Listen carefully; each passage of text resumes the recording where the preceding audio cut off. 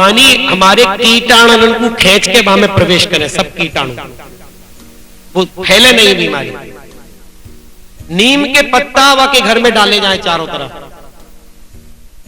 जाके माता निकले, क्योंकि नीम के पत्ता बीमारी मतलब यो फैले बीमारी वाकू रोके है, एंटीसेप्टिक है नीम ना। तो नीम बहुत बीमारी में काम आवे हमारे यहाँ। नीम की पत्ती पे वाकू लिटाए तोड़ तोड़ के, तो नीम बा बीमारी को फैलन नहीं। ये लॉजिक है। अब ये थोड़ी खाली वह माता पूजा लॉजिक तो दिमाग में है ना, है कुछ काई का। आजकल वो ये लकीर के फकीर भेड़ चाल चल रही है बस। तो भागवत कथा हमारी सभी जितने भी हमारे शंकाएं ना, उनको क्लियर करके तब कृष्ण की तरफ प्रवेश करे जी। जाके पहले कृष्ण को भजन नहीं कर सके, क्योंकि सुप्रीम कृष्ण है। तो सुप्रीम तो तभी पहले तो फर्स्ट सीढ़ी सेकंड सीढ़ी पार करोगे तब लास्ट में पहुंचोगे सुप्रीम के पास। पहले ही थोड़ी पहुंच जाओगे सुप्रीम के पास।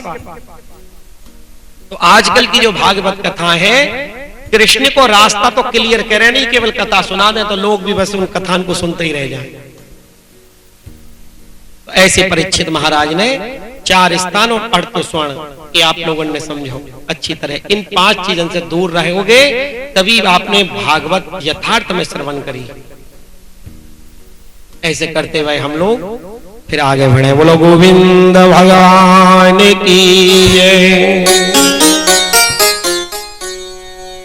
मिलता है सच्चा सुख केवल गोविंद तुम्हारे चरणों में। मिलता है सच्चा सुख केवल गोविंद तुम्हारे चरणों में। गोविंद तुम्हारे चरणों में, गोपीनाथ तुम्हारे चरणों में। गोविंद तुम्हारे चरणों में, गोपीनाथ तुम्हारे चरणों में। ओ मिलता है सच्चा सुख केवल गोविंद तुम्हारे चरणों में। मिलता है सच्चा सुख केवल गोविंद तुम्हारे चरणों में। जय हो।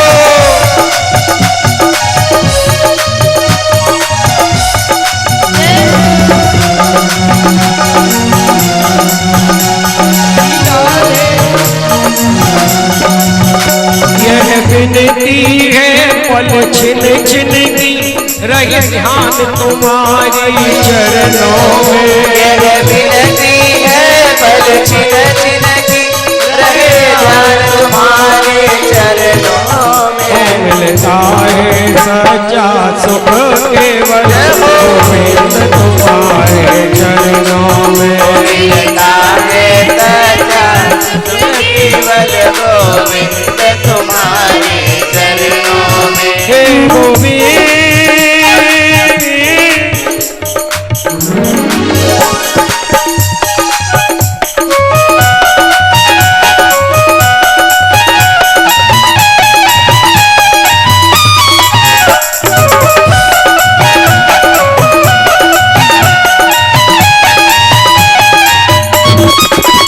चाहे मेरी सब संसार बने, चाहे जीवन मुझ पर भार बने। चाहे मेरी सब संसार बने, चाहे जीवन मुझ पर भार बने।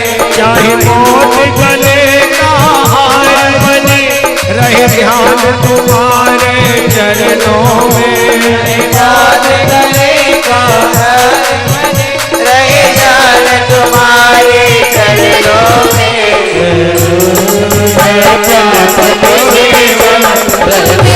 तुम्हारे चरणों में।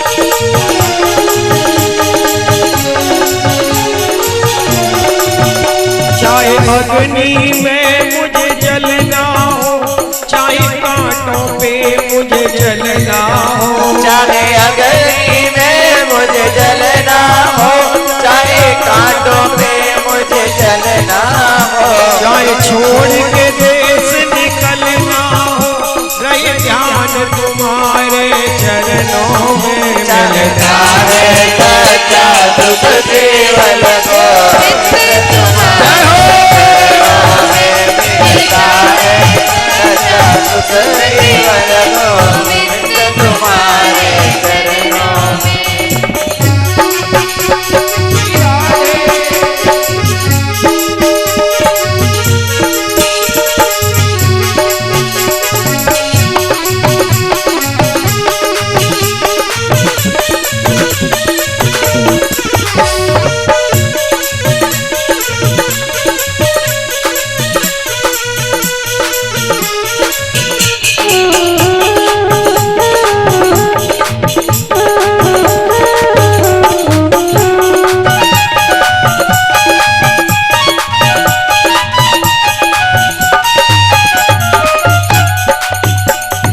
संकट ने मुझे घेरा हो, चाहे चारों ओर अंधेरा हो, पर मन नहीं मेरा डगमग हो रहे ध्यान तुम्हारे चरणों में। मिलता है सच्चा सुख केवल गोविंद तुम्हारे चरणों में। जय हो।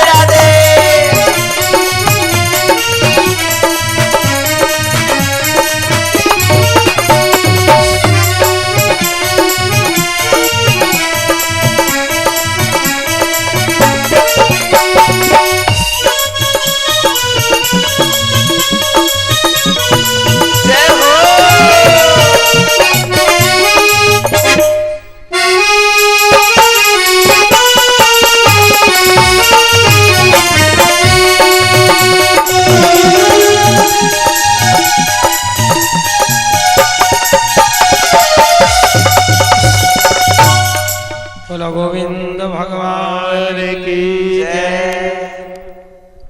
एकदा धनुरुदम विचरण मृगया वने, मृगानुगत श्रांत कुदे तस्तृषितो भृशम।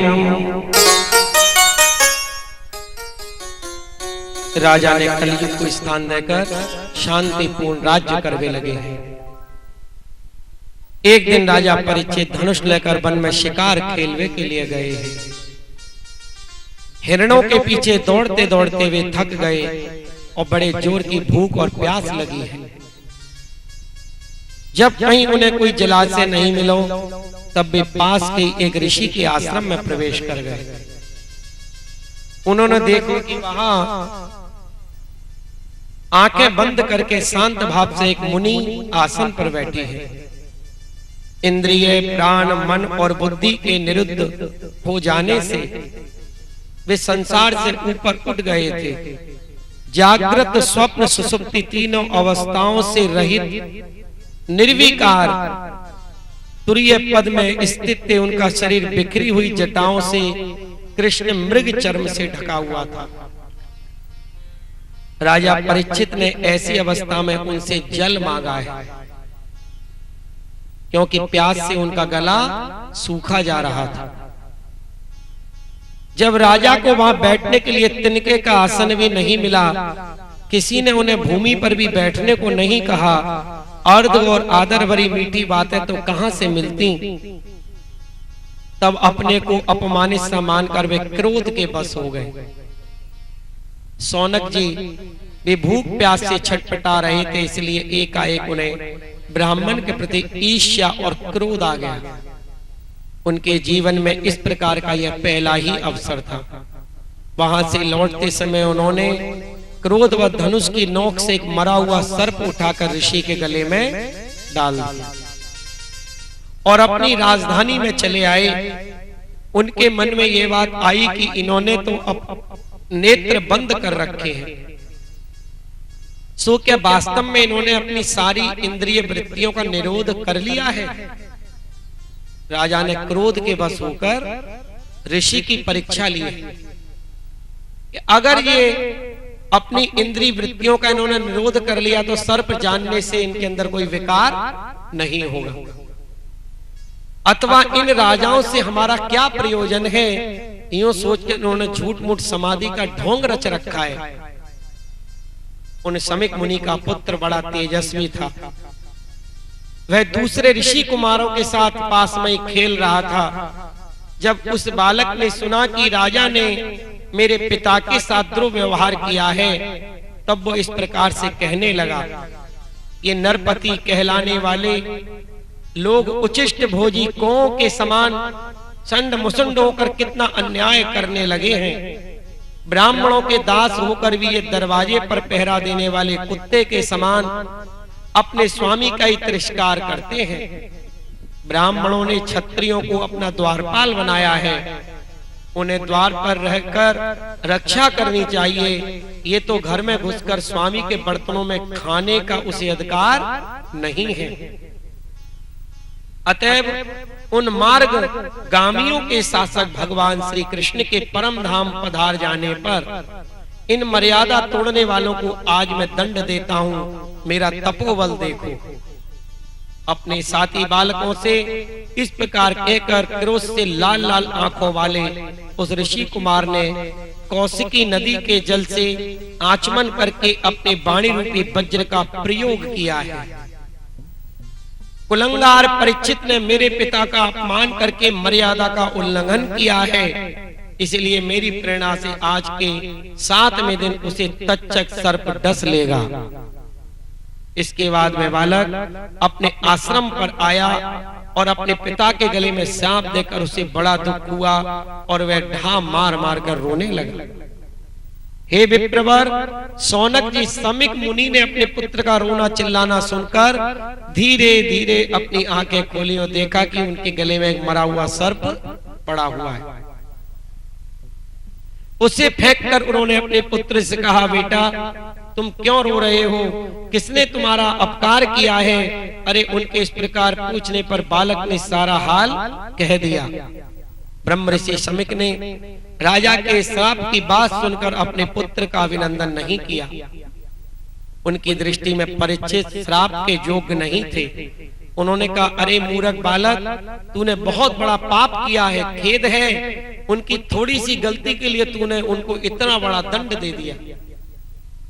तेरी बुद्धि अभी कच्ची है, तो ये भगवत स्वरूप राजा को साधारण मनुष्यों के समान नहीं समझना चाहिए, क्योंकि राजा के दुष्य तेज से सुरक्षित और निर्भय रहकर ही प्रजा अपना कल्याण संपादन करती है।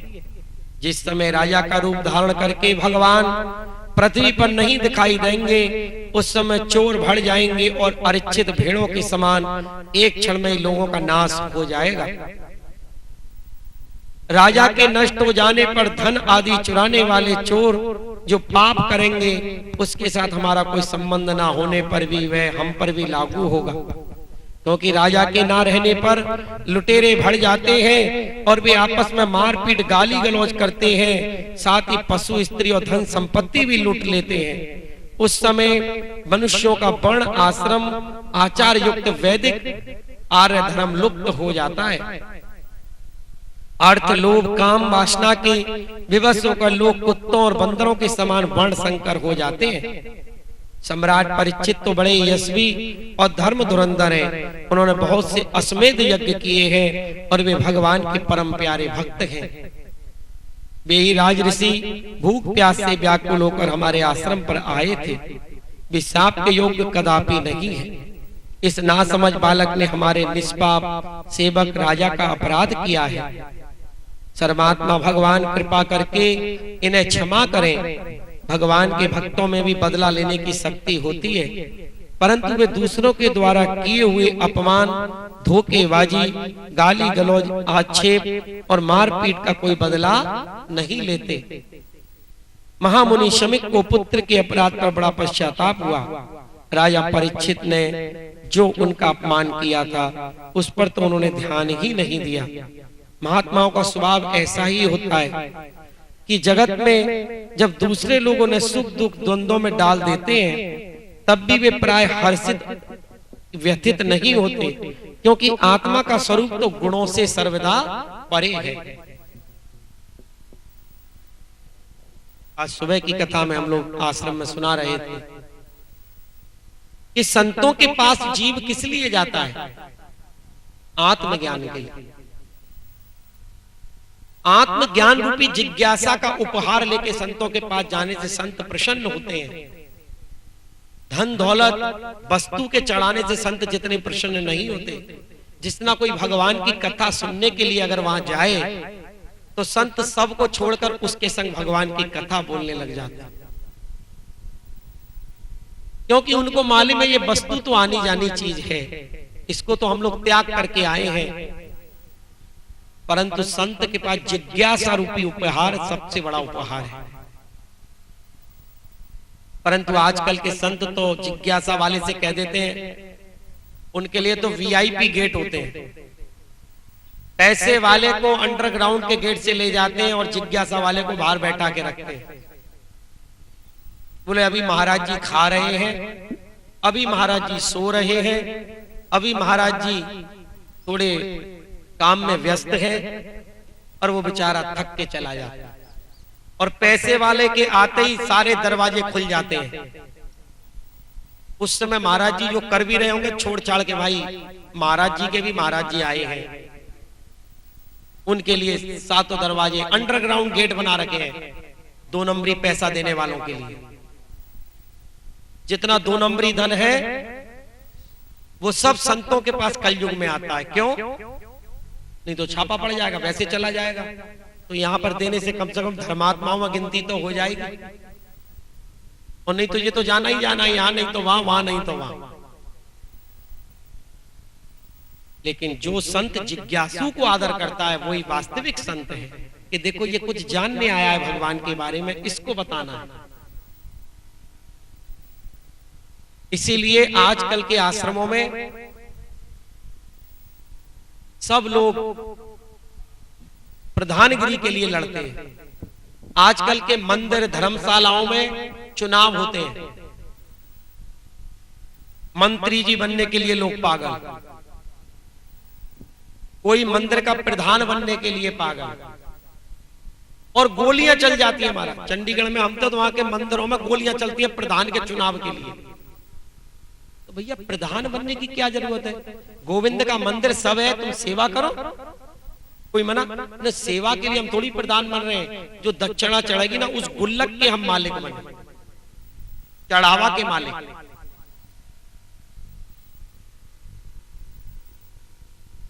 ये प्रधान भगवान के यहाँ कोई नहीं है। भगवान के यहाँ तो एक ही प्रधान और एक ही मंत्री है जो सेवा करता है। भगवान के यहाँ सेवा से ऊपर उठा जाता है। इन नेतागिरी करने से, मंत्री बनने से कुछ नहीं होता है।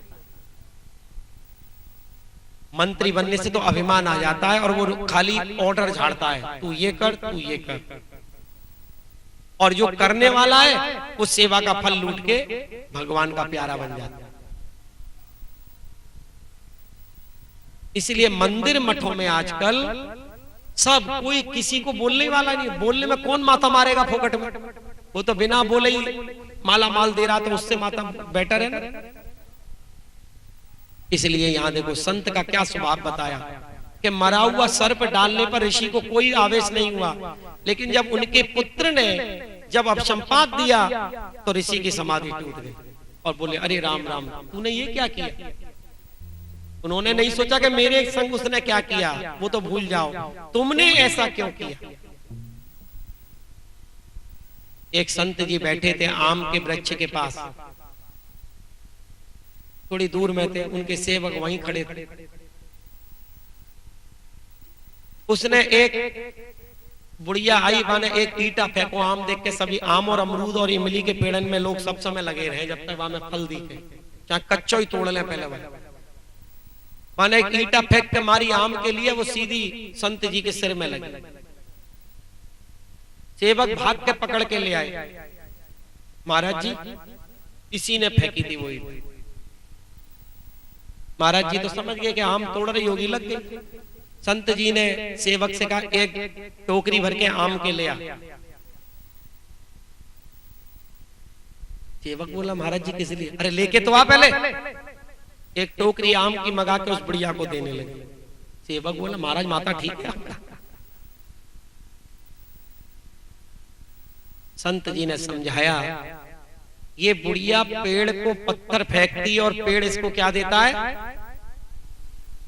पत्थर मारेगा तो आम टूट के गिर जाता है। तो ये तो वृक्ष है और मैं तो मानव हूं। तो वृक्ष ने अपना ईटा खा के इसको फल दिया, तो मैं तो संत हूं। अगर मेरे ईटा लगी तो मैं तो दे रहा हूं, तो कौन सी बड़ी बात कर रहा हूं।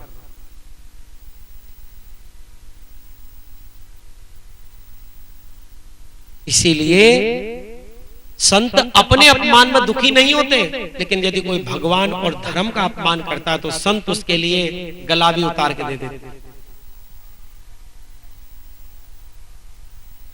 उनको अपने अपमान का कोई वो नहीं है, परंतु धर्म को यदि वो लोग, गीता भागवत का कोई यदि अपमान करता है तो संत उसके लिए एक सेकंड में अपने शरीर को चढ़ा देते हैं।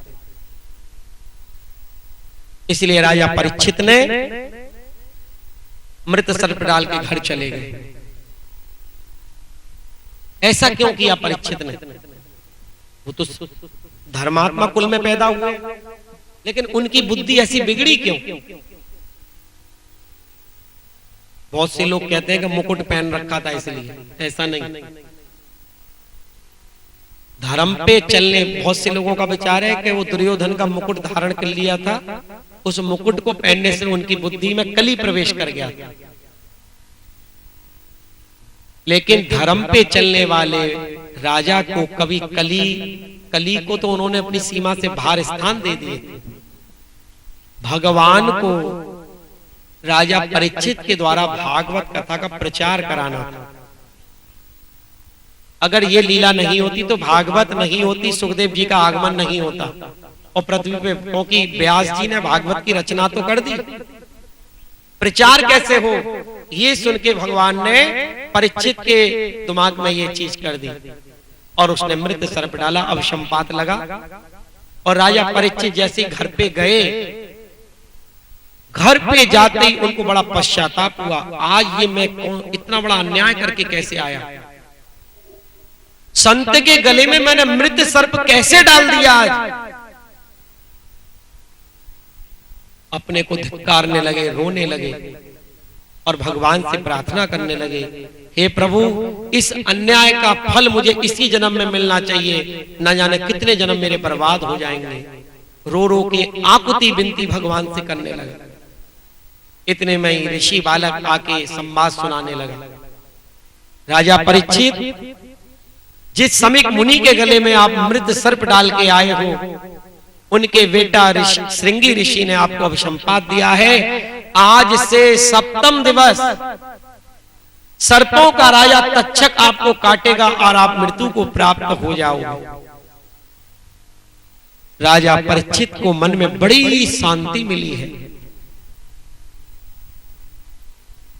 बोले, वाह प्रभु, आपने मेरी विनती स्वीकार कर ली।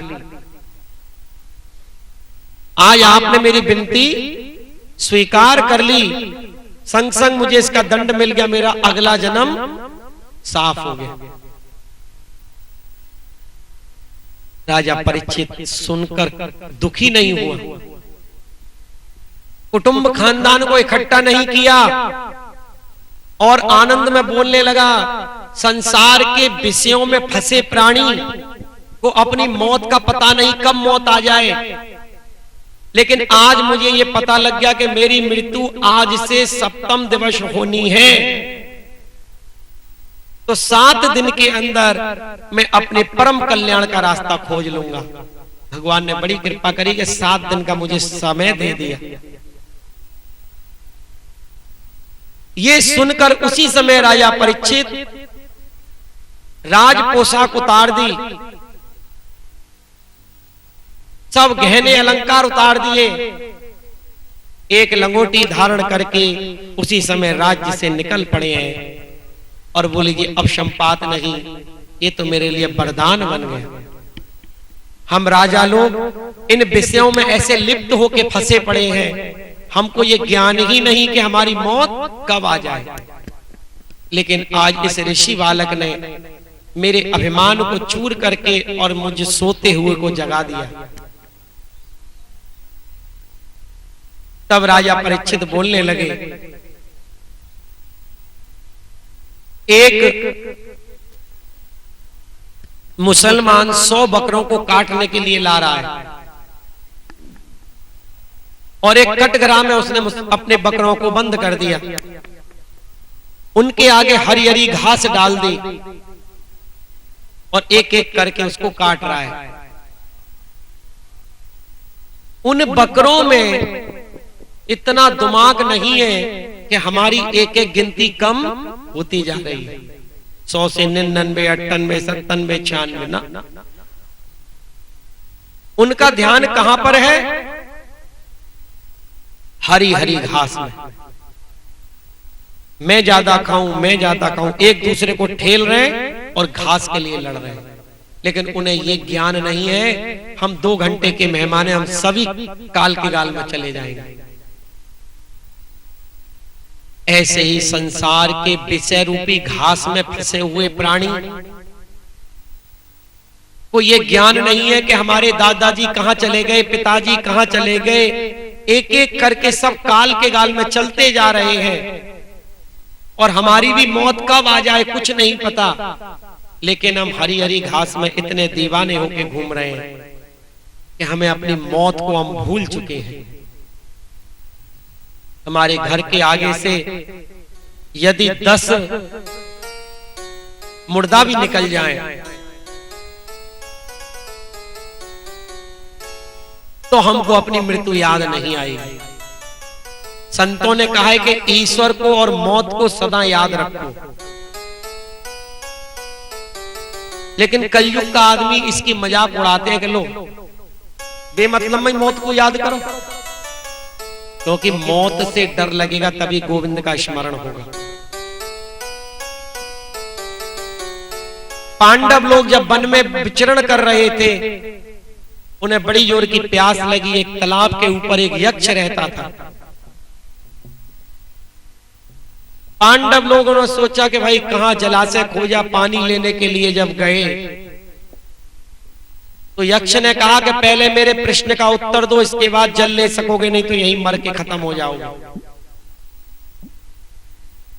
उस यक्ष ने 100 प्रश्न किए, उसमें से एक प्रश्न था कि संसार का सबसे बड़ा आश्चर्य क्या है, और प्रश्न का उत्तर एकदम सही होगा तभी यहां से जाओगे, नहीं तो यहीं मर जाओगे। सबसे पहले भीम गया, अर्जुन गए, कोई भी सही उत्तर नहीं दे पाए कि दुनिया का आश्चर्य क्या है, और सब वहीं पर मृत्यु को प्राप्त हो गए। मृत्यु मतलब बेहोश होके गिर गए। लास्ट में युधिष्ठिर महाराज पहुंचे। युधिष्ठिर महाराज ने कहा संसार का सबसे बड़ा आश्चर्य है मृत्यु। सभी जीव काल के गाल में जा रहे हैं, लेकिन हम लोग अपने को अमर समझ के बैठे हुए हैं। हमको ज्ञान नहीं है, मौत आएगी, किसके लिए ये चोरी बदमाशी कर रहे हो, किसके लिए लोगों को ठग रहे हो, किसके लिए बेईमानी कर रहे हो। भाई तुम्हें मालूम नहीं, बेईमानी की कमाई डॉक्टर और कष्ट में ही निकलेगी, तू उसको शांति से खा नहीं सकता। पर कौन समझाए आज के मानव को, धर्म के पास तो वो आना ही नहीं चाहता, और गलती उसकी भी नहीं है, क्योंकि धर्म प्रेमियों ने धर्म को धंधा बना लिया। भागवत में ये पैर सीधा करके नहीं, इधर कर, भागवत की तरफ पैर करके आप लोग बैठे हैं, इतना भी दिमाग नहीं है कि भगवान होती है भागवत।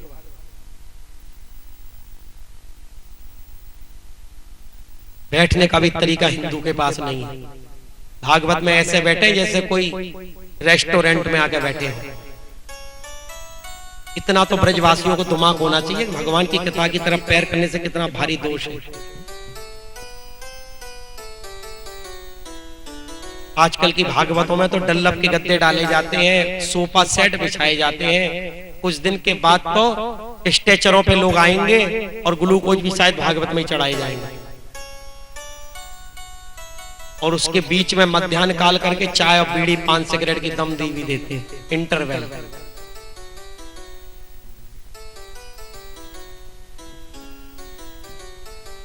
इसीलिए भागवत जो इस तरह शिष्टाचार जिसके अंदर नहीं है, उसके अंदर भागवत का ये बैठे जरूर है वो, पर भागवत उनके अंदर नहीं जाएगी, उसी के अंदर जाएगी जो भागवत को लक्ष्य करके यहाँ बैठे। और जो मनोरंजन के हिसाब से आए हैं, भागवत उनसे बहुत दूर है।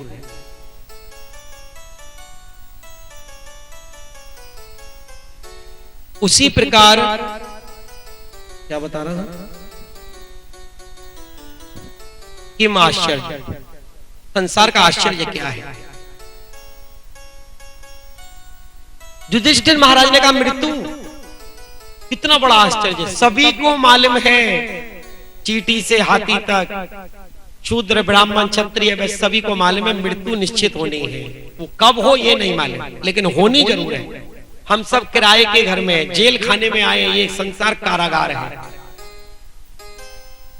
या इसको किराए का घर समझ लो। ये शरीर भी तो किराए का घर है।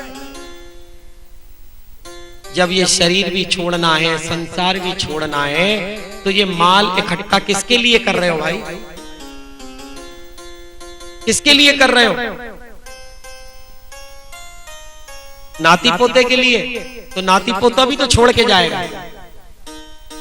दुनिया में कोई ऐसा नहीं है कि वो मरने के समय यहाँ की सुई और धागा भी साथ में ले जाए।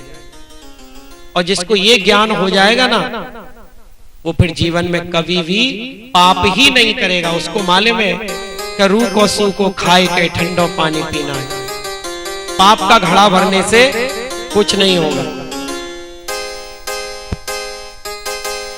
इसीलिए शास्त्र में कहते हैं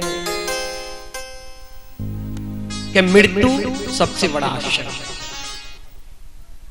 युधिष्ठिर महाराज जी का करेक्ट आंसर सुनकर सभी जीवित हो गए और जल पीकर वो वहां से चले आए। उसी तरह हम लोग देखते हैं कि घर में के मोहल्ले में चोरी होती है तो हम लोग अपना ताला बदल देते हैं, नया डालते हैं, चौकीदार रखते हैं, कितनी जल्दी उसकी व्यवस्था करते हैं चोरी सुनते ही। परंतु हमारे घर से मृत्यु निकल रही है, अर्थी जा रही है, हमको ये ज्ञान नहीं हो रहा है ये मर गया तो हम भी मर सकते हैं। इसलिए मृत्यु के लिए तैयारी करें, कमाले नाम धन प्यारे, सफर में काम आए। सकल सब सुख संपदा होगी, बड़ा आनंद तू पाए। बनेगी माता भी मृत्यु। कितनी सुंदर सुंदर शब्द बोले हैं कवियों ने।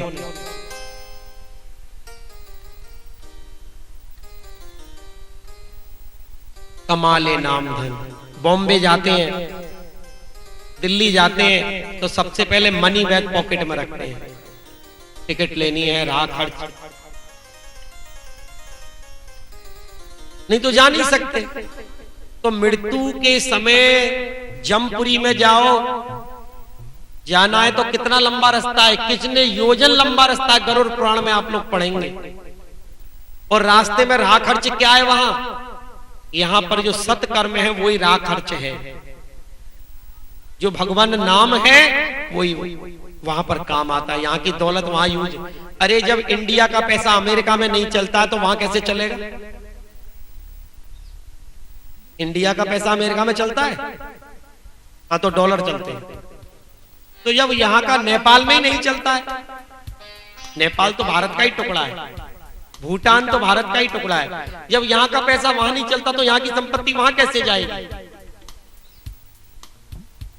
वहां की जो संपत्ति है वो है हरिनाम प्रेम धन। हरिनाम गौलोकेर प्रेम धन, हरिनाम संकीर्तन। इसीलिए तो अर्थी उठाते समय क्या बोलते हैं? अब मरे मराया सुना रहे हैं, राम राम सत्य है, राम नाम सत्य। अब चिल्लावे से क्या होगा? ना वो हम बा के लिए थोड़ी चिल्ला रहे हैं, अपने लिए चिल्ला रहे हैं। भूत बन के ना पकड़ ले, हे राम बचाइए। ये तो मर गो बेटा, हमें रात को भूत बन के ना पकड़ ले। और मुर्दा जला रहे हैं, बड़े ज्ञान की चर्चा चल रही है। आहा, बेचारे ने क्या किया? देखो कितनी सुंदर बिल्डिंग बनाई और सुख को समय आयो तो चलो गए। बड़ी चर्चा कर रहे हैं और घड़ी भी देखते जा रहे हैं। काम पड़ो न जाने कितनी देर में जरेगा सारा। और फिर कह रहे हाय हाय देखो, फिर न ध्यान इधर आ जाए। फिर बेचारे ने कहा कि देखो हाँ वैसे बात तो ठीक है, कोई ना भरोसा जिंदगी को तो भजन कर। फिर ना हमारा तो भरोसा है, वैसे 2.5 घंटा में जड़ जाएगा ना। लकड़ी तो सूखी है, वैसे चर्र चर्र कर रही है ना। नगडार जा में हूं, का डारे हूं कपूर नहीं हो, रार धमक के अग्नि आवे। और जब खोपड़ी ना जरे तो बेटा जाके ले डंडा सारे, अब मैं फोड़ू तेरी खोपड़ी। कपाल क्रिया। पंडित जी के फोड़ जाके खोपड़ी, यही तेरा बाप है ना। पहले तो जाके मुंह में आग घुसा और फिर जाके खोपड़ी तोड़े, ऐसे ना टूटेगी, ये चर्र मर्र करती रहेगी। और बेटा इतने पूजनीय पिता की खोपड़ी कैसे तोड़ रहे हो?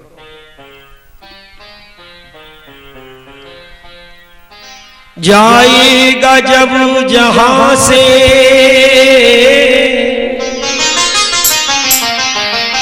जाएगा जब यहां से, तेरे कुछ भी न पास होगा।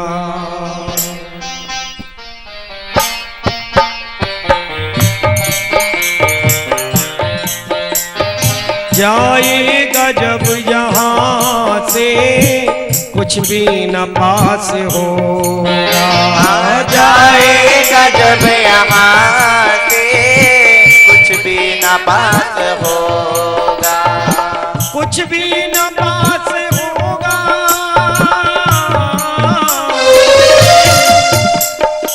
कुछ भी न पास होगा, तेरे कुछ भी न पास होगा। आ जाएगा जब यहाँ से तेरे कुछ भी न पास होगा। 2 गज कफन का टुकड़ा तेरा लिबास होगा। 2 गज कफन का टुकड़ा तेरा लिबास होगा। हे गोविंद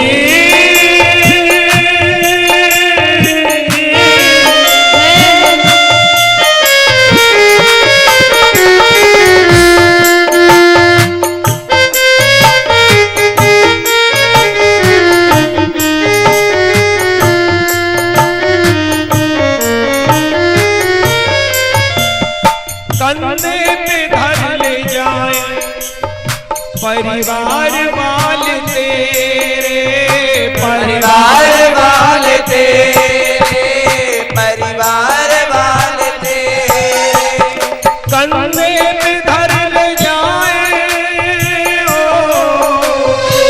कंधे पे धर ले जाए, परिवार वाले तेरे,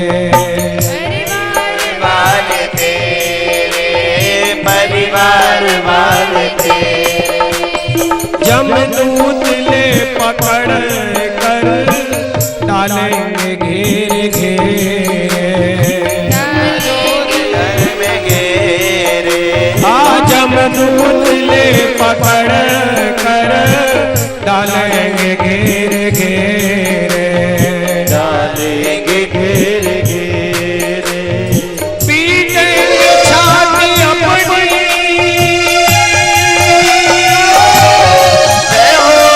पीटेंगे छाती अपनी, तेरा खूनवा उदास होगा, जाएगा जब जहाँ से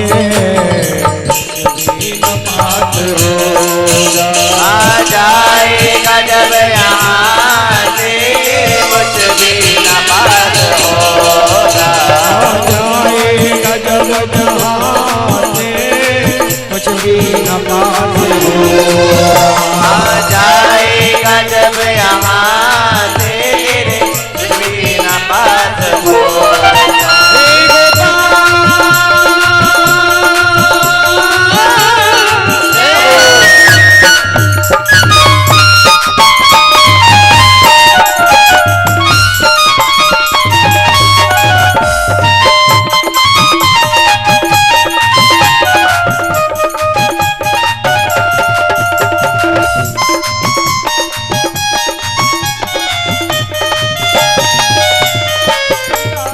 चुन चुन के लकड़ियों में रख दे तेरे बदन को, चुन चुन के लकड़ियों में रख दे तेरे बदन को, चुन चुन के लकड़ियों में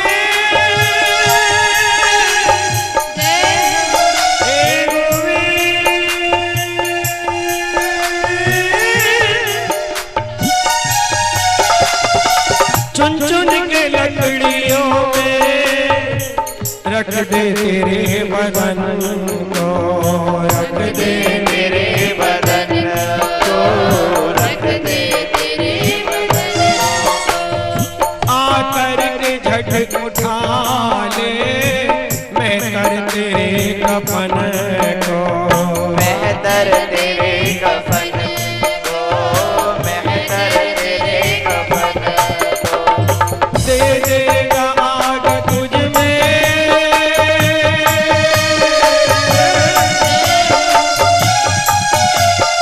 दे देगा आग तुझ में, तेरा बेटा जो खास होगा,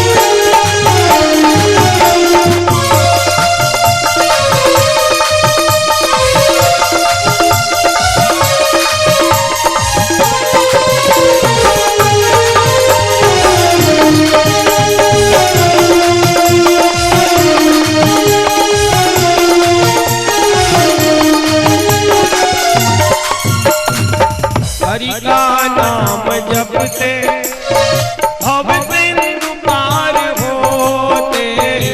हरिया नाम जपते भव सिंधु पार होते।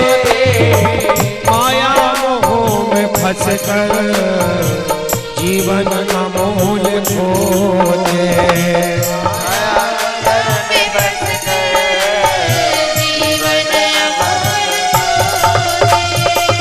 कृष्ण का नाम जप ले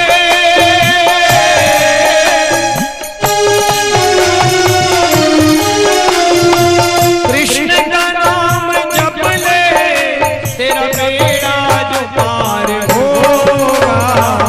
कफन का टुकड़ा तेरा लिबास होगा। जाएगा जब जाते कुछ भी न बात होगा। जाएगा जब यहाँ से तेरा कुछ भी न बात होगा। गोविंद जय जय गोपाल जय गोविंद जय जय गोपाल जय जय। राधा रमन हरि गोविंद जय जय राधा रमण हरि गोविंद जय जय। गोविंद जय जय गोपाल जय जय गोविंद जय जय गोपाल जय जय। राधा रमन हरि गोविंद जय ओ राधा रमण हरि गोविंद जय जय। राधा रमन हरि गोविंद जय ओ राधा रमण हरि गोविंद जय जय। गोविंद जय जय गोपाल जय गोविंद जय जय गोपाल जय जय। राधा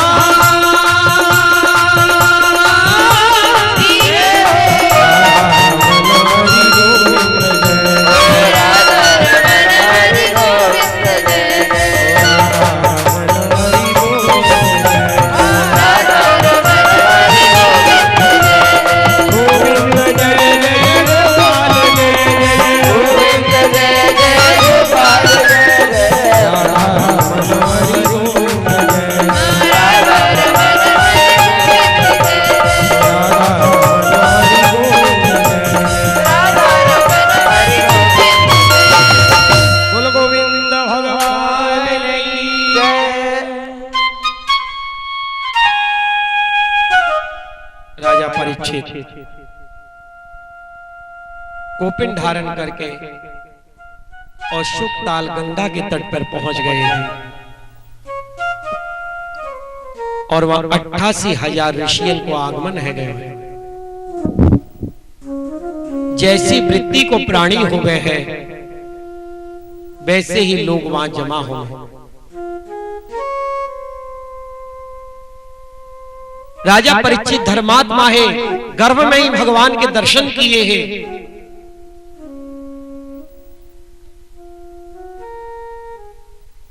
उनके वहां पर पहुंचते ही गंगा के तट पर ऋषियों को आगमन, एक नहीं दो नहीं 88,000 ऋषि आ गए और 88,000 ऋषि मुनीन के बीच में राजा परीक्षित खड़े हैं। राजा परीक्षित ने प्रश्न किया है, जो प्राणी कल मरवे वाले हैं या 2 दिन मरवे वाले हैं, उनको या कलयुग में कौन से धर्म को आश्रय लेना चाहिए जाके द्वारा वो श्री कृष्ण धाम गोलोक की प्राप्ति कर सके। क्योंकि राजा परीक्षित को तो ज्ञान हो शास्त्र को, उनको मालूम है सभी रास्ता एक नहीं है। ये कलयुग को प्राणी भागवत में आप लोग घर में लाके पढ़े, लोगन की मन ग्रंथ कथा में ध्यान नहीं दें। 100 रुपया की भागवत गीता प्रेस की और वहां को पढ़ के देखे कि हम जो गलत बोल रहे हैं या सही।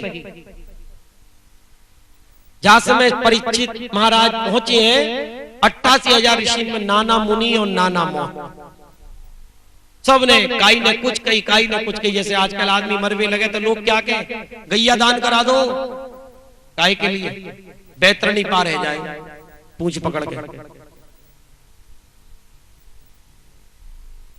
बात तो ठीक है, जीवन भर तो पाप कियो तो बैतरणी में ही जाएगा, बिरजा नदी पार थोड़ी करेगा। बैतरणी कहाँ है? बैतरणी तो गैया की पूछ पकड़ के पार है जाएगा भले आदमी, फिर बैतरणी के बाद नरक है बा में बा से कैसे बचे? बैतरणी नदी पार करवे के बाद नरक में प्रवेश है, और ब्रिजा नदी पार करवे के बाद बैकुंठ लोक में प्रवेश है।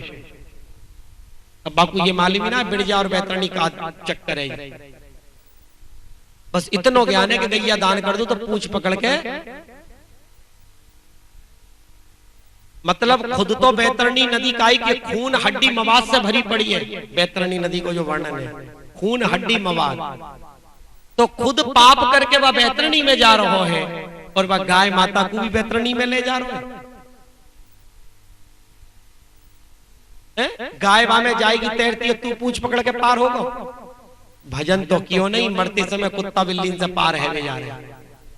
कुत्ता दान कर दो कि गैया दान कर दो, और जो दान जो पड़ोए खटिया में वो महाकंजूस, जीवन भर तो दान करो नहीं।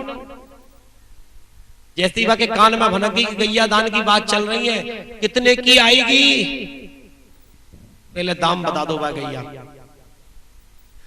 ऐसा हो जाए मत बता दियो कि 20,000 की गैया है, जैसे कह दो 2,000 की आ रही है, 2,000 की तो ठीक है दान करा दो। ऐसी गैया लाओ जो ब्राह्मण के घर ना पहुंचे, रास्ता ही में पैर चौड़ा के गिर जाए।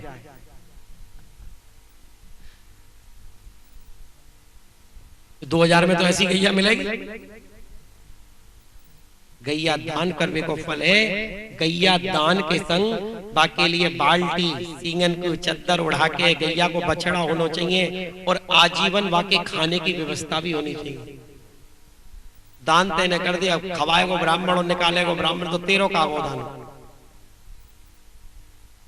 मरियल जी गैया दे दी, घर जाते जाते ही मर गई। अब ब्राह्मण के बाद दाह संस्कार में और बाकी रुपया डबल लग गया।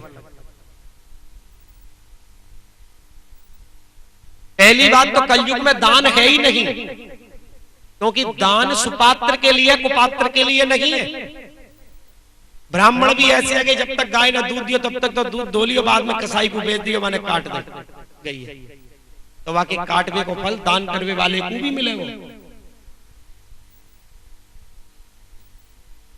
सभी स्वार्थन से कलयुग में दान नहीं, तप नहीं, जोग नहीं, ज्ञान नहीं। रामचरितमानस में गोस्वामी जी ने कलयुग जोग न यज्ञ न ज्ञाना, एक आधार राम गुण गाना। एक वो चले हैं यज्ञ करवे वाले, 108 कुंडीय यज्ञ। आदमी को तो घी मिलना रो खावे को, वह यज्ञन को घी कहां से आएगा? आदमी तो डालडा और तेलन पे पल रहे हैं, और वो 100 कुंडीय यज्ञ बना बना के वहां में स्वाहा स्वाहा करे जा रहे हैं। गायत्री मंत्र कभी स्त्री जाति को नहीं उच्चारण करना चाहिए। गायत्री मंत्र मानसिक जप को विधान है वेदन में, और आजकल तो स्त्री को जनेऊ पहनाए जा रहे हैं। स्त्री गायत्री मंत्र को चिल्ला रही है, माइकल में गायत्री मंत्र बोलो जा रहा है, बेल गायत्री मंत्र की बन गई। फोन करो तो फोन की बेल भी गायत्री मंत्र आ रहा है। सब एक दूसरे गायत्री मंत्र सुना रहे और गुरु बन रहे। गायत्री मंत्र केवल ब्राह्मण के लिए बताया। त्रिसंध्या गायत्री मंत्र करवे वालों ब्राह्मण कहलाए। स्त्री के लिए एकदम मना है शास्त्र में गायत्री उच्चारण, और गायत्री मंत्र को उच्चारण मानसिक मन में आवाज बाहर नहीं निकले, और वो भी पुरुष के लिए, ब्राह्मण के लिए। स्त्री जाति को कभी गायत्री नहीं बताई। लेकिन ये सब उठ पटांग लोग नए नए धर्म निकाल रहे हैं, और वेदन को तोड़ मरोड़ के वाको नया प्रकाश कर। मंत्र माने जो मन को त्राण करे, वो है मंत्र।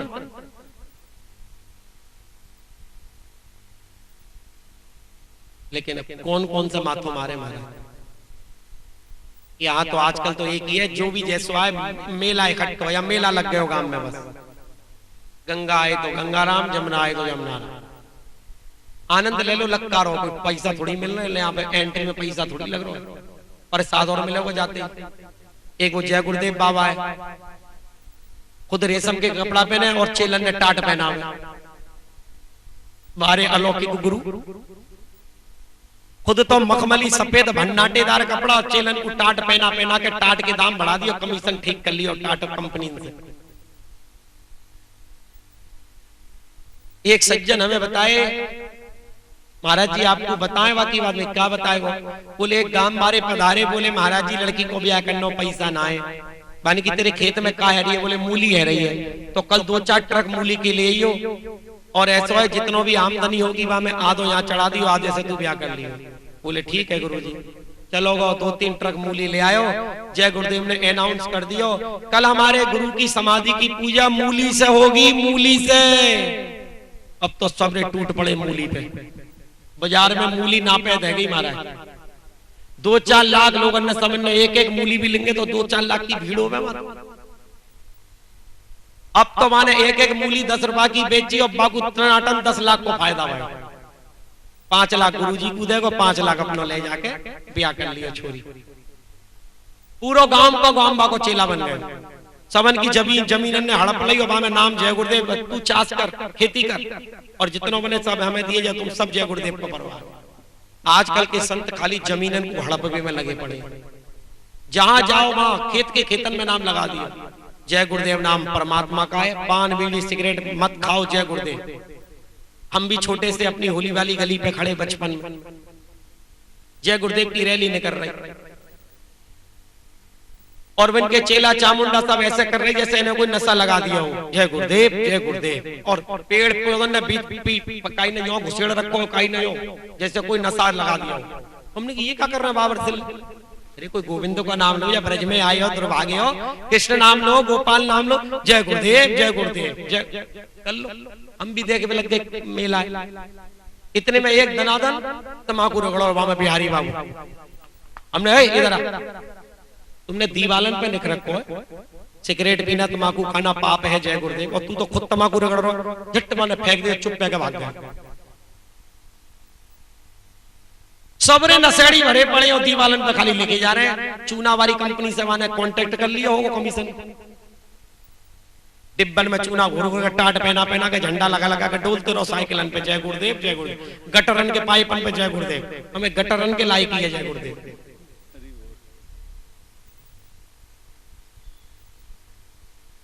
ऐसे कैसे। और कभी तो इंदिरा के समय हमने सुनी कि अपने कुछ सुभाष चंद्र बोस बोलो वाले, तो इंदिरा ने बाबू अरेस्ट करके जेल में डाल दिया। फिर उगते हुए सूरज पे खड़ो है गए।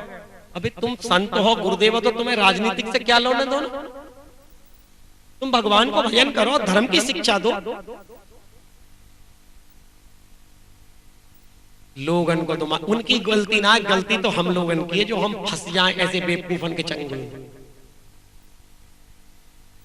आजकल को इंसान धर्म को नहीं समझे, पाखंडता में बहुत जल्दी प्रवेश करे और धर्म पे तो सब भाग जाए। धर्म की बात सुन, क्योंकि धर्म पे चलना बड़ा मुश्किल है कलयुग के प्राण। अरे एक चाय कोई ना छोड़ पाए तो भगवान को क्या प्राप्त करोगे तुम। कलयुग को आदमी को प्राण तो चाय और प्याज में बसो बोए। ब्रज की गोपीन ने कही कि श्याम तन श्याम मन श्याम ही हमारो धन। ए उद्धव, और हम ब्रजवासी, आज के ब्रजवासी क्या कह रहे हैं, लहसुन धन प्याज धन चाय ही हमारो धन। 8 जाम गुरुदेव हमें गुटका से ही। जब नेक मुंह में खत्म वो फट डाला कुत्ता या सो मोह है जाए। बोलते बोलते मुंह छोटा है तो चलो जाओ कैंसर है जाए, फिर सारो मरे टेढ़ो गर्दन करके। टेढ़ू की बीमारी है गले में, और बापे लिख रहा है हानिकारक। यहां राजा दिमाग में रखत हो कि ये संत है या असंत, क्या बोल रहा है। गीता भागवत में है कि नहीं जाकी बात, तब मानो नहीं मत मानो, ये है संत की पहचान। तो राजा परीक्षित ने यही परीक्षा करी है वहां कि इतने संत ऋषि बोल रहे हैं काई ने कि यज्ञ करो, काई नहीं। कलयुग में यज्ञ कहां है मारे, आदमी को तो यज्ञ करवे को, यज्ञ कलयुग को आदमी ना कर सकते। काई ने कि दान करो, बोले दान के लिए सुपात्र नहीं मिलेगा, कुपात्र को दान करोगे तो आपको फल तुम्हें भी मिलेगा। श्राद्धन में तो ब्राह्मण मिलेना है शुद्ध। कलयुग में श्राद्धन में ब्राह्मण कैसे मिलेंगे जो सुबह से 8 बजे से पेट भरते रात के 8 बजे तक खाए जा रहे हैं। काय के लिए, दक्षिणा के लिए। बोले खाऊंगा ना तो दक्षिणा ना मिलेगी। ब्राह्मण भोजन दोपहर के 1 बजे बताया, पूर्ण रूप से खाएगा वो 1 बजे। पूरी भूख दोपहर को राजभोग लगे ना ठाकुर जी को, और ब्राह्मण निमंत्रण ले रहा कौन के यहाँ रुपया पैसा मिलेगा बाकी यहाँ खावे पावे, और श्राद्ध के पहले शराब जुआ सब कुछ खा रहा है, और श्राद्ध में बनवा ब्राह्मण तिलक छापे लगा के चल दिए। कहा तुम्हारे पितरन को उद्धार करोगे बाको, तो अपनों तो उद्धार ना कर रहा हूं।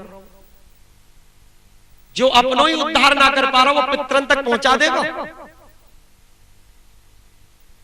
भजन की शक्ति नहीं, आचार विचार से विहीन, भ्रष्टा भ्रष्ट चीज खा रहा है, कोई खावे पे कंट्रोल नहीं। हमें एक सदर बाजार की बड़ी सुंदर कथा सुनने को मिली। बोले भोजन करके आयो ना, बैठो मीट मांस ले आयो। बोले हमारे पिताजी मीट मांस खाते, अब आप खाओ। अरे जिका ले आओ, लेके आओ, जो पिताजी खाएंगे वही तो खाओगे। पिताजी की स्थिति पे ही तो तुम्हें खवाओ जा रहा हो। यहाँ पर अगर भंगड़ी पिताओ तो वाकई लिए भांग को गोला दी हो जाए श्राद्ध में। बीड़ी भी दान करिए के ऊपर तो बीड़ी मिलेगी ना, यहीं से पहुंचाओ। जैसे जेल खाने में सबसे ज्यादा कीमत काय की है, बीड़ी सिगरेट की। अगर वो काय की पहुंचानो जेल में तो वह जेलर भी हमें से खेच ले वो दो चार। बीड़ी बहुत चोरी हो मामा, बीड़ी पहुंचाई जाए और बीड़ी पीने वालों रहे कैसे। ये सबन के द्वारा उद्धार नहीं होना। जहां हमारे भैया श्राद्ध में अगर ब्राह्मण पतित है, धर्म पे नहीं है, जितनो ब्राह्मण खाए उतनी एक गाय को खिला दो पत्तल, नहीं तो यमुना नदी में विसर्जन कर दो। क्योंकि नदी में जल के द्वारा, अग्नि के द्वारा, ब्राह्मण के द्वारा, सत ब्राह्मण के द्वारा पितृ लोक में जावे है भैया।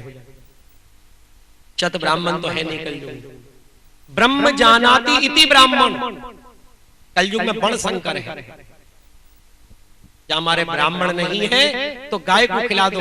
गाय भी नहीं है तो नदी में सूर्य की किरण के द्वारा नदी में से और वो पितृलोक जावे। और वैसे अगर सबसे बड़ा कल्याण करना पितरन को तो हरि नाम संकीर्तन करे। पितृ पक्ष में भागवत कथा पढ़ा खुद घर में, पितृ तेरे जांग ठोक के नाचेंगे। भागवत कथा को इतना महत्व, गीता को पाठ कर पितरन के नाम को घर में अपने आप को कुछ करने की जरूरत ना है, आनंद में नाचेंगे तेरे पिता। परंतु भारत को आदमी जब तक आडंबर ना कर ले तब तक वह शांति ना मिले। बोले जा मतलब लगो ही ना कुछ हमने करो, समाज को तो दिखानो, समाज लेके मर रो कंजुक को आदमी। ऐसे परीक्षित महाराज ने प्रश्न किए, सही उत्तर कोई नहीं दे पाओ। 88,000 ऋषि में बड़े बड़े त्रिकालदर्शी, क्योंकि भगवान को सुखदेव जी को यहाँ प्रकाश करना। इतने में 16 साल के बालक सुखदेव जी महाराज पधारे हैं। बोलो सुखदेव जी महाराज की। आत्मा रामस्य योगी सुखदेव जी महाराज को वहां आगमन भयो है। सुखदेव जी को देखते ही सारे ऋषि मुनि समाज ने उठ के उनको अभिवादन किया है। और वो जितने संत समाज है वहां उनमें सबसे छोटे हैं सुखदेव जी, 16 साल की उम्र। सुखदेव जी को देखते ही राजा परीक्षित के चेहरा पे मुस्कान आ गई। अभी तक इन लोगों ने सही उत्तर नहीं दियो, अब सही उत्तर देने वाले संत को पदार्पण है चुको है। क्योंकि बिनु हरि कृपा मिले नहीं संता। सुखदेव जी महाराज के आते ही और बिल्कुल नग्न है सुखदेव जी। परीक्षित महाराज एक लंगोटी में, तो सुखदेव जी महाराज का लंगोटी भी नहीं महाराज। ऐसे अकिंचन वैष्णव उनको वहां बैठायो है ऊंचे आसन पे। परीक्षित जी चरणन में बैठे हैं, प्रश्न किया है। सुखदेव जी महाराज ने कही, राजा परीक्षित, यदि तुम 7 दिन के अंदर गोलोक धाम की प्राप्ति की यदि तुम्हारी इच्छा है तो यह कलयुग में केवल भागवत कथा के अलावा दूसरा उपाय। बोलो भागवत भगवान की। सुखदेव जी महाराज इन वचनन के बोलते ही राजा परीक्षित को आत्म शांति मिली। बोले महाराज आप भागवत कथा आरंभ करें, आपने सही उत्तर दिया है। भागवत के बिना कल्याण नहीं या कलयुग। परंतु भागवत कथा के बोलते ही देवलोक से देवता अमृत कलश लेके आ गए और परीक्षित जय बोलने लगे सुखदेव जी से, महाराज आप ये अमृत परीक्षित को पिला दो और ये भागवत कथा हमको दे दो, हम स्वर्ग लोक में ले जाएंगे। बनियागिरी अमृत दे के कथा को लेना चाह रहे, मतलब आदान प्रदान, क्रय विक्रय, ये व्यवसाय है। आजकल के लोग कहने के ब्राह्मण है, अब महाराज कथा बेच रहे हो तो क्या बात है, अपनी गृहस्थी पाल रहे हो, तो भागवत का गृहस्थी पालने के लिए बनी है। पहले तो ये समझो कि भागवत कथा को प्राकट्य काय के लिए भयो है, गृहस्थी पालने के लिए। अगर ब्राह्मण से अपनी भजन पूजा से गृहस्थी नहीं पल रही तो शास्त्र में वर्णन है कि वो व्यवसाय कर सके, एक सीढ़ी नीचे गिर जाए। लेकिन भागवत कथा को बेचेगो तो नरक में जाएगो, नरक में सुनवे वाले भी सुनावा वाले, जो भगवान पैसा लेके कथा करे, बेचे जो भागवत। ये भागवत के महात्म में वर्णन है कि कलयुग के ब्राह्मण शास्त्र को बेचेंगे।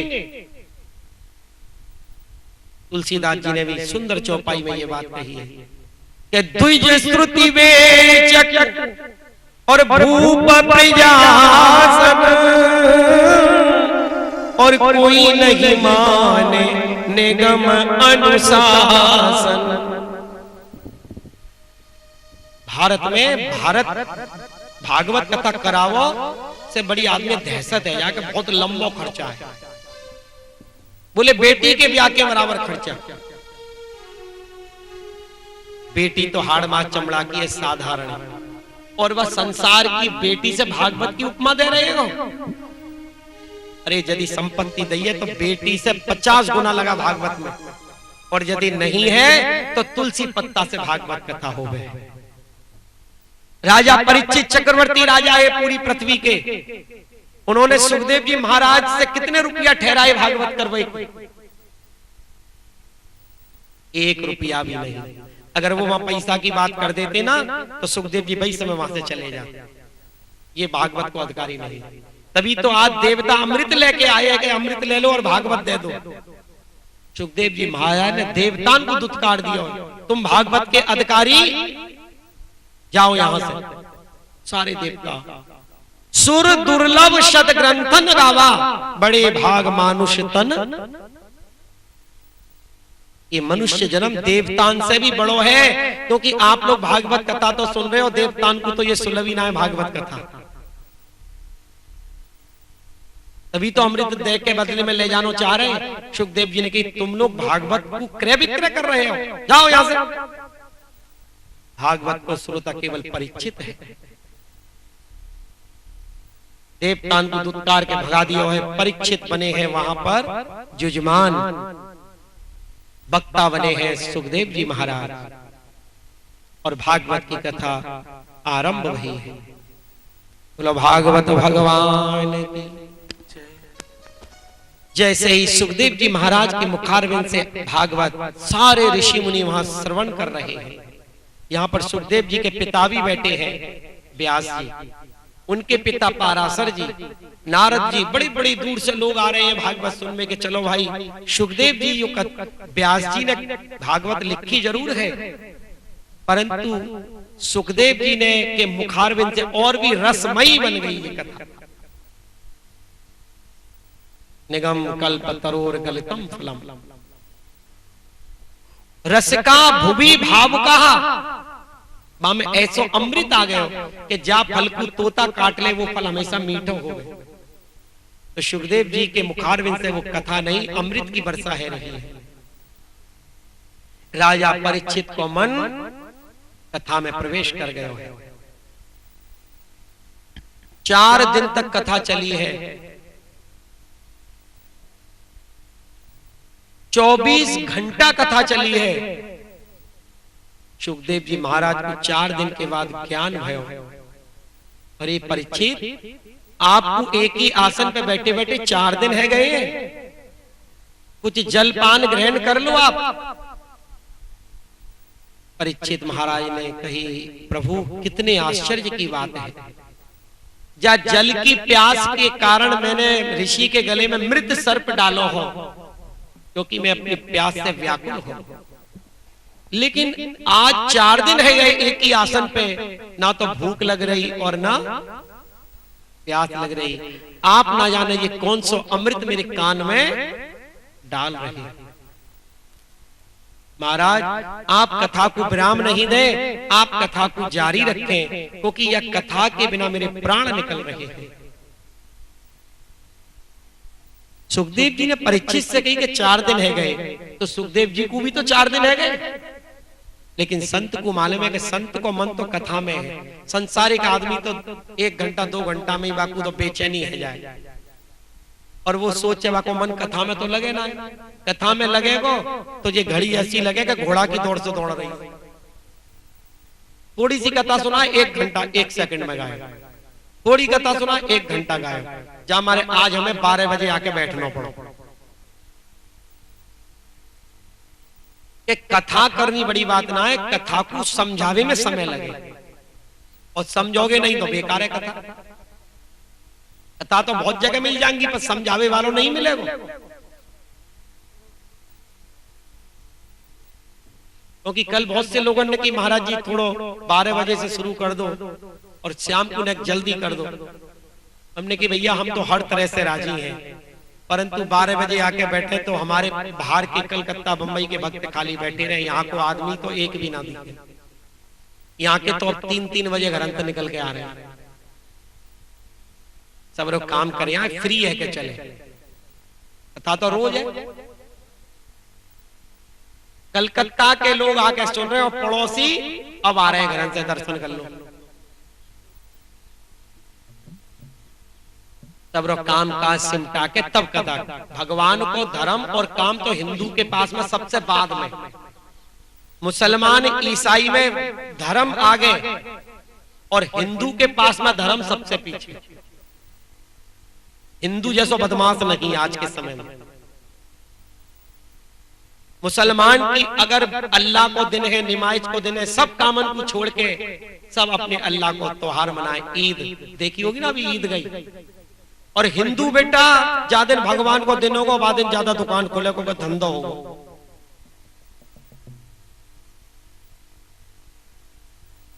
वृंदावन में लोग हमें कलकत्ता बॉम्बे से दर्शन करवे, वृंदावन को आनंद लेवे, और वृंदावन वाले क्या करे, अरे भाई सीजन आ गो, पेड़ा में मैदा मिलावे को मिलाई जाओ।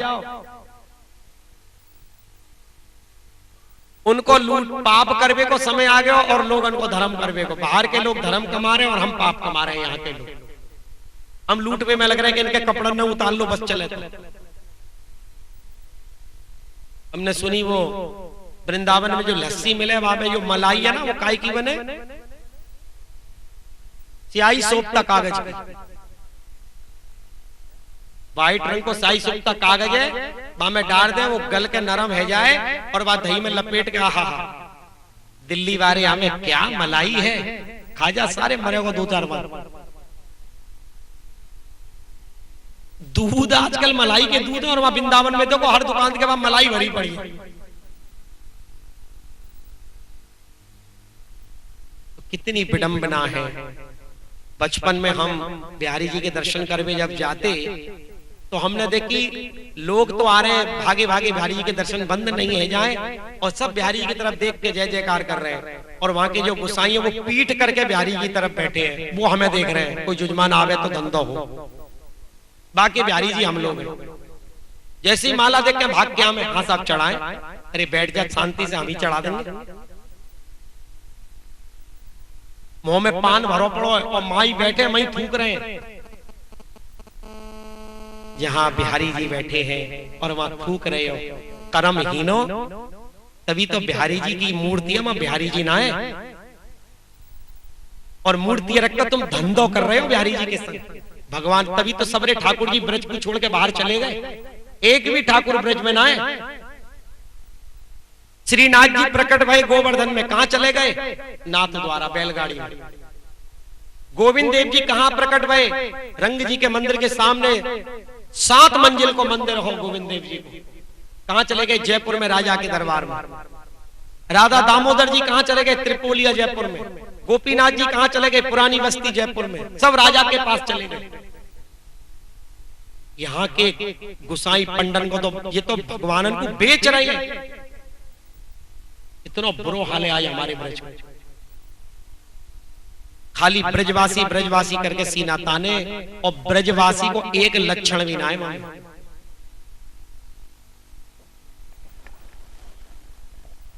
अब ब्रज में कोई बड़ी कथा जब हम बाहर करें जाके तो लोगों की बड़ी भावना उठे कि ब्रज में जाएं दर्शन करें, परंतु बड़ी शर्म आवे कि कहीं ब्रज में उल्टो सीधो देख लेगो तो जाके भावना सब चौपट हो जाएगी।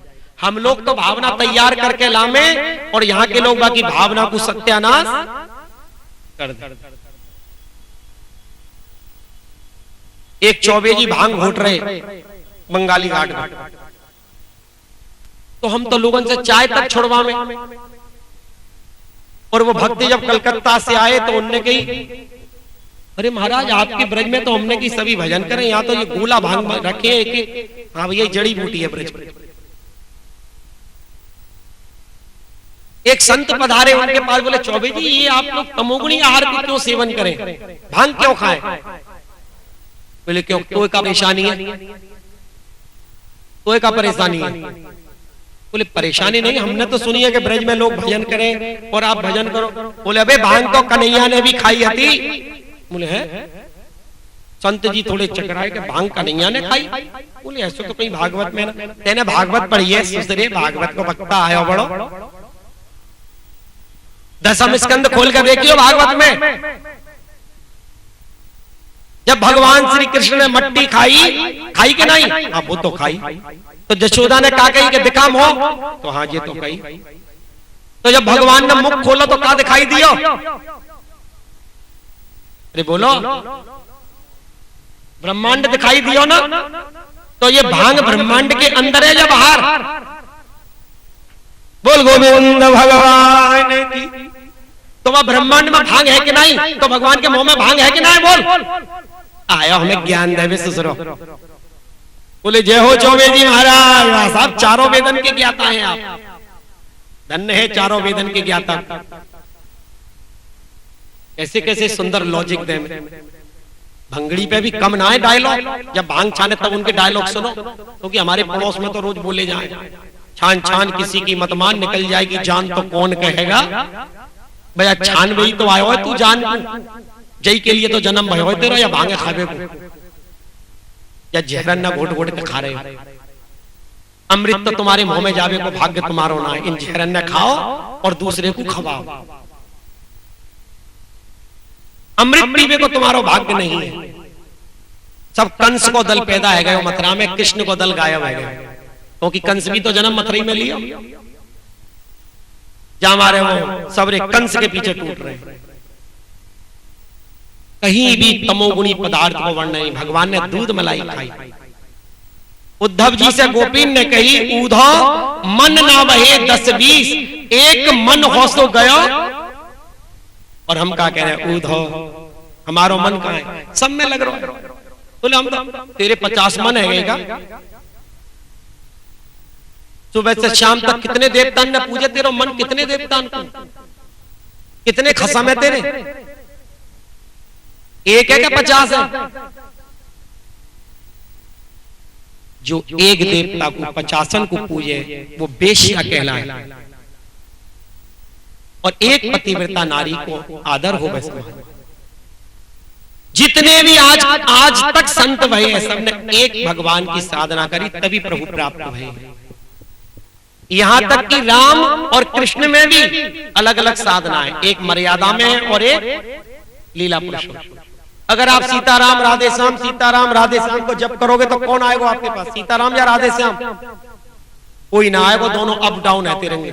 सीताराम राधे श्याम, सीताराम, कोई ना आएगा एक भी। क्योंकि सीताराम कहे तो फिर राधे श्याम आ जाए तो वो पीछे हट जाए, तो ही बुला रहा हूं। कौन टिकेगा? मैं कोई ना टिकेगा। हनुमान जी ने अपने रोम से राम छोड़ के दूसरा शब्द निकाला। हनुमान जी को गुरु मान लो कम से कम, अगर कल्याण चाहो तो। मीराबाई को गुरु मान लो महाराज, वो तो पवित्र संत की। ना हम काहे की ना माने, हमारे दादा कह गए हम तो भैया मानेंगे। अच्छी बात है, दादा के चलता मर के दादा तेरे गर्भ में ही जन्म ले। भागवत केवल यही के लिए प्रकट हुई है। अगर ये चीज समझ में आ गई ना तो पूरी भागवत कथा आपने श्रवण कर लिया। भागवत को पढ़ने को उद्देश्य है कृष्ण चरणन में मति। ऐसे राजा परीक्षित 4 दिन तक कथा, सुखदेव जी जैसे श्रोता वक्ता दोनों एक लेवल के हो में तब कथा में आनंद आवे। कथा फिर आरंभ भई, 7वें दिवस आ गयो, तक्षक सर्प आ गया महाराज, और बाकी पहले ही परीक्षित महाराज अपने आत्म शरीर को या बॉडी में से बाहर निकाल लिया। 7 दिन में उन्हें आत्मज्ञान की प्राप्ति है गई, और यह कवर को जो है तक्षक ने डसो है। कवर को तक्षक से आपने दंशन कियो, और वही परीक्षित के लिए विमान आयो, फूलन की वर्षा वही है। बोलो भागवत भगवान की। लेकिन अब बड़ी विचित्र घटना भई रास्ता में। यह पृथ्वी के ऊपर 6 लोक हैं,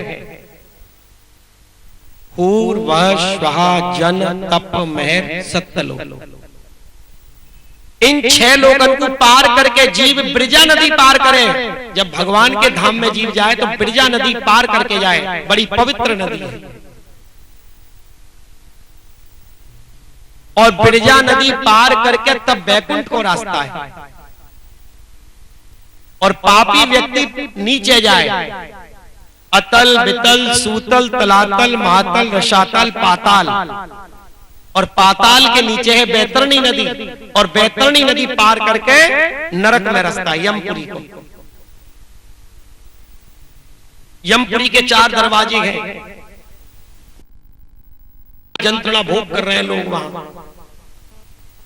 लेकिन भजन करने वाले परीक्षित महाराज भागवत कथा सुनकर विमान में ऊपर के लोकन में जा लोक में से जा रहे हैं, देवता उनको नमन कर रहे हैं। सत्यलोक में ब्रह्मा जी विराजे, सारी सृष्टि करता।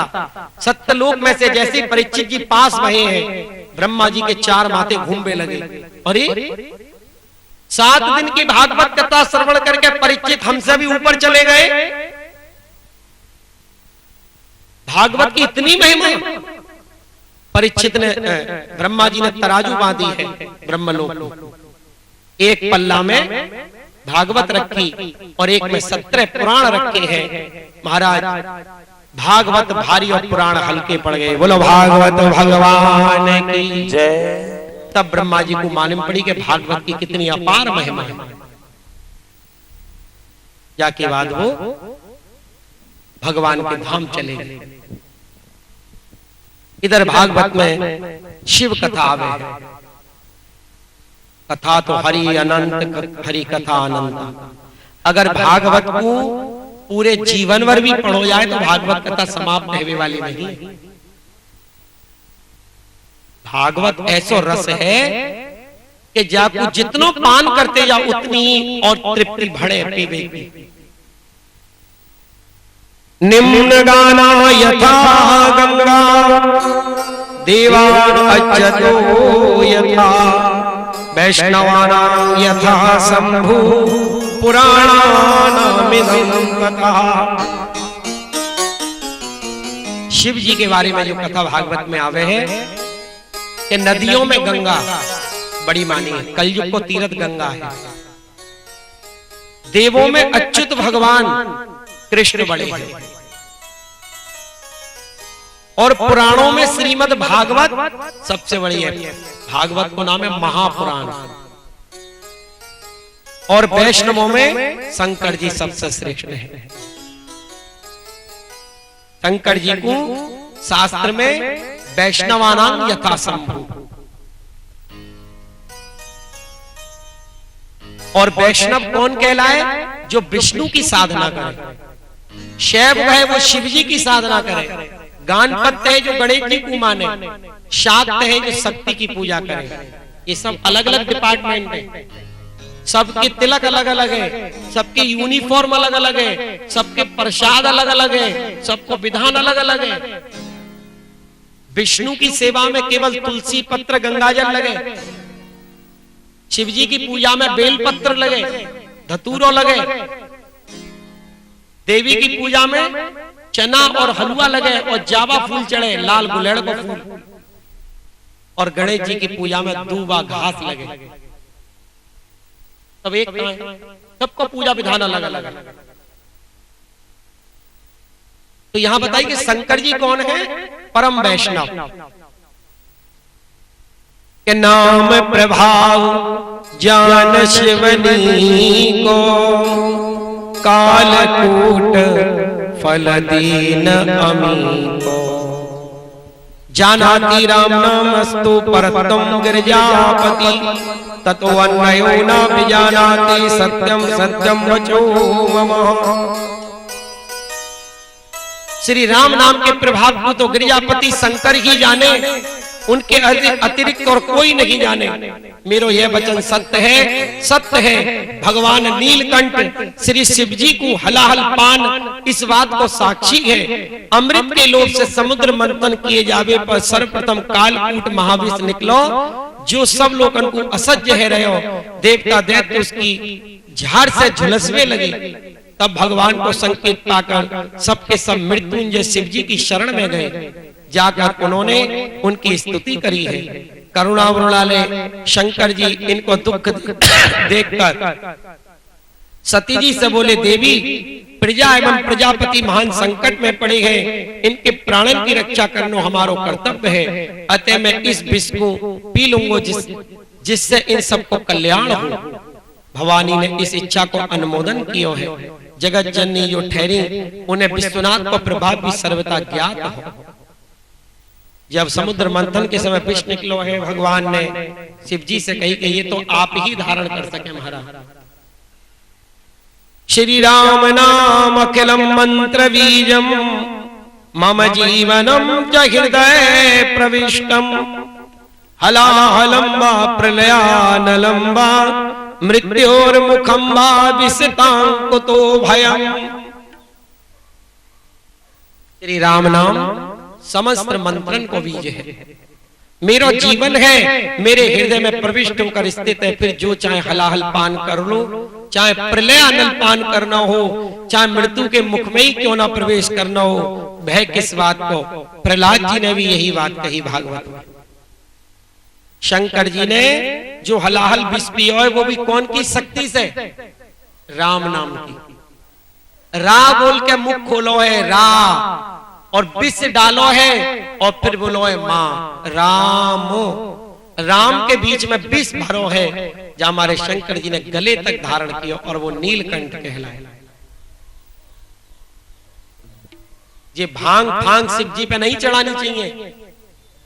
शिव जी पे अगर ज्यादा ही प्रसन्न करना है तो शिवालय में बैठ के महामंत्र सुनाना चाहिए शिव जी को। हरे कृष्ण कृष्ण कृष्ण हरे हरे, हरे राम राम राम हरे हरे। शिव को स्वरूप क्या है? शिव के लिंग पे हम खूब पूजा कर रहे हैं, लेकिन अगर साक्षात शिव जी प्रकट है ना तो ऐसे भागोगे सकल ना दिखेगी तुम लोगों को। बोले क्यों महाराज? बोले वाको जो सर्प को फन देख के ऐसे भागोगे, बोले डोंट टच। बोले महाराज भोलेनाथ दूर से बात करो, आपके सर्प को देख के बहुत डर लग रहा है महाराज, कहीं फन ना मार दे। क्योंकि शंकर जी को मालूम है मेरा डिपार्टमेंट भंगड़ी में है, जे मुझे परेशान करेंगे तो मैं ऐसी चीज लपेट लूं कि सारे 100 कोस दूर से बात करें। वो तो शिवलिंग है ना, तो वहां पे चाहे जो चढ़ाया हो वो थोड़ी बेचारे बैठे हैं, लेकिन वास्तविक शिव जी की जो पूजा करें वो शिव जी के बारे में अच्छी तरह जाने। शिव जी कभी ये भांग धतूरो, शिव जी 24 घंटा राम नाम को पान कर रहे हैं। पार्वती जब वनवास में सीता को हरण है गयो तो शंकर जी ने दूर से भगवान को प्रणाम किया अपने प्रभु को। सोई मम देव इष्ट रघुवीरा। शिव जी के इष्ट कौन है? रघुवीर भगवान कृष्ण राम। उन्होंने प्रणाम किया दूर से। पार्वती ने कही भोलेनाथ कौन को प्रणाम किया? बोले मेरे इष्ट देव जा रहे हैं, प्रभु राम है, ये आपके इष्ट देव है? तो फिर इनकी स्त्री को कौन ले गया हमारा? अगर आपके प्रभु तो जगत व्यापी है ना, मोह लगे ये भगवान नहीं है, ये तो दशरथ पुत्र राम है। शंकर जी ने कि अरे जो दशरथ पुत्र राम है वही तो भगवान है। नहीं नहीं, आपकी बात में कुछ शंका है। बोले मेरी बात में शंका है? तो संदेह आत्मा विनश्यति। शिव जी के वचनन में भी आपको संदेह है तो आपको तो विनाश निश्चित है।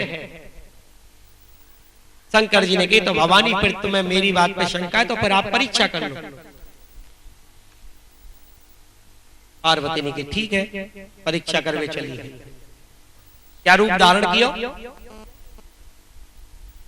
सीता जी को रूप धारण किया कि अगर असली राम होंगे तो पहचान लेंगे, नकली होंगे तो पकड़ लेंगे। मिल गई सीता, मिल गई सीता। परंतु मां तो राम जी को छोड़ दो, लक्ष्मण जी दूर से बोले भवानी क्या रूप बना के आई हो आज? राम जी ने कही कि भोले बाबा कहाँ हैं? पार्वती अरे इनने तो एक क्षण में पहचान लिया। तुरंत घबरा गई, चरणन में गिर गई, क्षमा मांगने लगी। आज मैंने शंकर जी की अवहेला करी है, उनके वचन पर विश्वास नहीं, ये तो लीला कर रहे हैं। इनकी सीता, छाया सीता को रावण ले गए, असली सीता तो पृथ्वी में चली गई। लेकिन जैसे ही आंख बंद करी है पार्वती ने, तो जो सीता दिखाई नहीं दे रही, अब वही सीता चारों तरफ दिखाई दे रही है, सीताराम सीताराम, क्योंकि भगवान ने अपनी माया हटा ली। शंकर जी के पास पहुंची है। शंकर जी ने की कहो भवानी परीक्षा कर आई हो?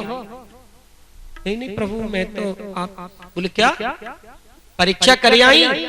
तो थोड़ी डर लग रहा होगा क्या कहूं, लेकिन संत महापुरुषन के आगे कोई बात छिपाई ना जा सके। शंकर जी ने तो ध्यान में ही देख लियो कि जाने सीता को रूप धारण किया है। बोले अब भवानी आप मेरे बाएं तरफ नहीं, आप मेरे सामने विराजमान हो। अब आप मेरी पूज्य मां बन चुकी है। 88,000 वर्ष की समाधि ले ली शंकर जी ने और सीता को त्याग दिया है पार्वती को। तो शंकर जी अपने प्रभु के कितने कट्टर भगत हैं कि सीता को खाली रूप एक क्षण के लिए धारण किया पार्वती ने, तो पार्वती को त्याग दिया। पार्वती ने भी अब देखो कि अब तो प्रभु मुकुजा शरीर से धारण नहीं करेंगे। उन्होंने भी योग समाधि के द्वारा शरीर को त्याग के फिर हिमाचल के घर में जन्म लिया, फिर सती कहलाई। रामेश्वरम में स्थापना है रही शिव जी की। तो स्थापना जब है गई तो सभी लोग बोलने लगे रामेश्वरम, राम ही जिनके ईश्वर हैं वो है रामेश्वरम। शिवलिंग फट गई और शिव जी कान में उंगली देकर प्रकट भये। ओ ऐसे मत बोलो भैया साधु, ये क्या बोल रहे हो? रामेश्वरम को ये अर्थ नहीं है राम ही जिनके ईश्वर है। रामेश्वरम को यथार्थ अर्थ है कि राम ही जिनके ईश्वर है। और पहले लोग रामेश्वरम को क्या अर्थ लगा रहे कि राम के ईश्वर शिव रामेश्वरम, लेकिन शिव जी ने प्रकट है कि और लोगन की शंका को निवारण करते हुए कहीं ऐसा मत बोलो अन्याय हो जाएगा, मैं तो भगवान को दास हूं। राम ही जिनके ईश्वर है वो है रामेश्वरम। ये है करेक्ट आंसर। हमारे ब्रज में हमने भी बचपन में रंगेश्वर महादेव पे बेलपत्र पे राम राम लिख के चढ़ाया सावन के महीना।